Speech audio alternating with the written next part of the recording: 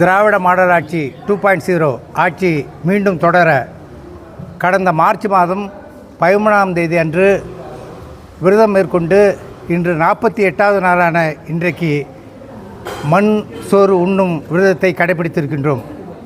ஏனென்றால் தமிழகத்தில் நடைபெற்று முடிந்த சட்டமன்ற தேர்தலில் மாபெரும் வெற்றி பெற்று மீண்டும் தமிழ்நாடு முதலமைச்சராக மு.க. ஸ்டாலின் பொறுப்பேற்க வேண்டி இந்த விரதத்தை தெய்வீக பக்த பிரிவினர் கடைபிடித்து இன்றைக்கு இந்த விரதத்தை முடித்து வைத்தனர்.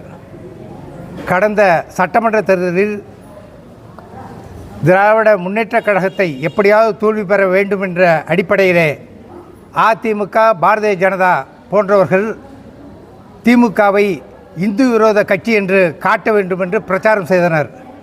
அதற்கு மாண்புமிகு முதலமைச்சர் மு.க. ஸ்டாலின், துணை முதலமைச்சர் உதயநிதி ஸ்டாலின் மற்றும் கூட்டணி கட்சி தலைவர்கள் மேலும் இதற்கு உறுதுணையாக முதலமைச்சருடைய துணைவியார் அம்மையார் துர்கா ஸ்டாலின் அவர்கள் தமிழ்நாடு முழுவதும் மட்டுமல்ல பல்வேறு மாநிலங்களுக்கு சென்று திருக்கோவில்களிலே தெய்வீக ஆன்மீக ஈடுபாட்டில் தெய்வ பக்தியோடு வேண்டிக் கொண்டார்கள். எனவே மீண்டும் நடைபெற்ற சட்டமன்ற தேர்தலில் மீண்டும் மாபெரும் வெற்றி பெற்று தமிழ்நாட்டினுடைய முதலமைச்சராக மு.க. ஸ்டாலின் நிச்சயமாக பொறுப்பேற்பார்கள்.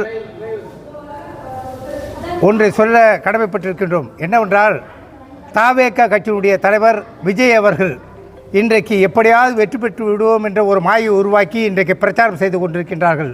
தயவுகூர்ந்து அந்த இளைஞர்களுக்கு பகல் கனவு காணக்கூடிய இளைஞர்கள் ஏதோ ஒரு காலத்திலே, அதாவது அரசியல், ஜனநாயக அரசியலிலே நாணயம் போன்று தலை பூ என்று இரண்டு பக்கம் இருக்கும்.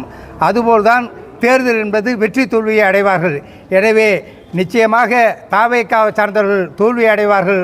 அந்த நேரத்திலே இளைஞர்கள் இப்பொழுது டிவியெல்லாம் பார்த்தா, பத்திரிகையெல்லாம் பார்த்தா ஒரு பெண்மணி சொல்கிறாங்க, இன்னொருத்தவங்க சொல்கிறாங்க நான் எங்கேயாவது போயிடுவேன். தயவுசெய்து அப்படிப்பட்ட நடவடிக்கைகள் யாரும் ஈடுபட வேண்டாம்.